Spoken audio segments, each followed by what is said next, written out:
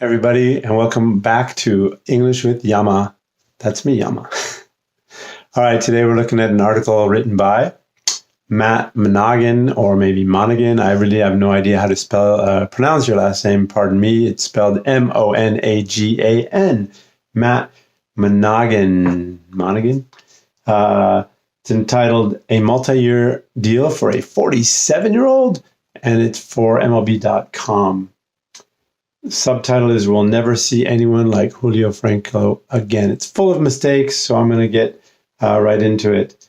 The very first sentence already makes no sense.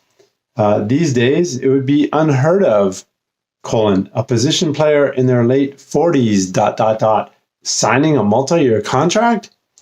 Well, if it's unheard of, why not just make it a sentence? These days, it would be unheard of, a position player in their late 40s signing a multi-year contract.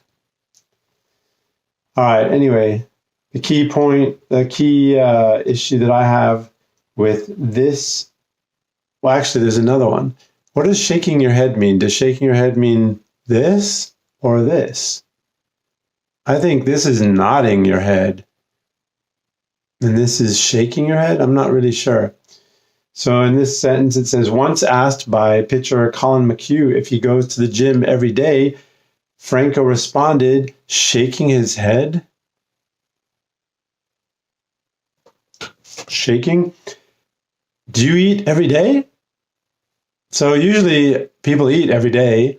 So if someone says, hey, do you go to the gym every day? Do you eat every day? Shaking his head. Usually people say he shook his head no. So I don't even understand that. Why can't he just write, that once asked by a pitcher if he goes to the gym, Franco responded by asking him, do you eat every day? That would make it a much better sentence. So the key part is right here. Do you guys know what an Oxford comma is? It's also called a serial comma. I've even seen it called a Harvard comma. That's when you have at least 3 items. So I'm just going to say A, B, and C, and you do A, comma, B, comma, and C. There's a huge school of thought that goes against that. A lot of people say you just need A, comma, B, and C, especially in British English-speaking countries. But I don't really ever agree with that because there are so many examples that can be misinterpreted. You can just Google that and find quite a few. Because you can say, for example, there's a famous book about pandas, and there's this great sentence, eats, comma, shoots, and leaves. So in this case, if you say eats, comma, shoots, comma, and leaves, that would mean the panda eats, shoots, and leaves. But if there's no comma at all, it would be eats, shoots, and leaves, as in the panda eats A and B. It could also be eats, comma, shoots, and leaves. That doesn't really make much sense, though. But anyway, it's always best, in my humble opinion, to have A, comma, B, comma, and C. But in this case, there's no doubt that you have to do that. So let me read the sentence to you.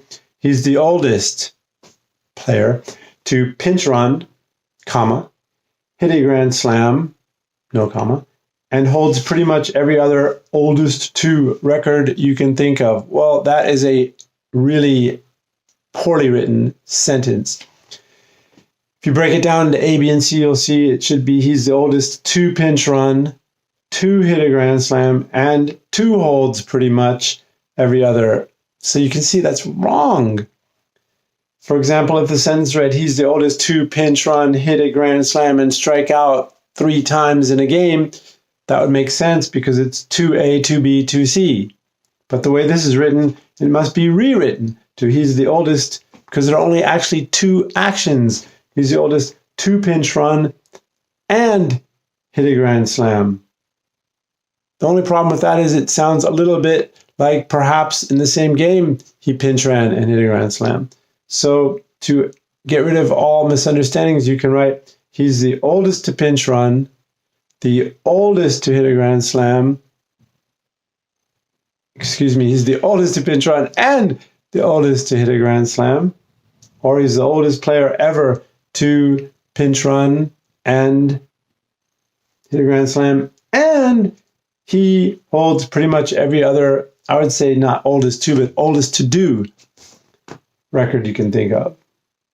So anyway, the key point here is to really understand how to use a serial comma. And this is such a common mistake that people don't realize that the first part, A, he's the oldest to pinch run,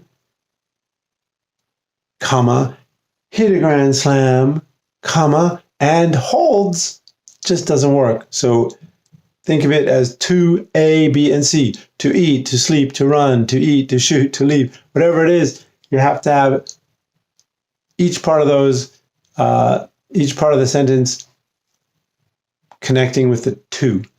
So hopefully that will help you write a better sentence. And again, this one should read, he's the oldest to pinch run and hit a Grand Slam, and he holds pretty much every other oldest to record you can think of.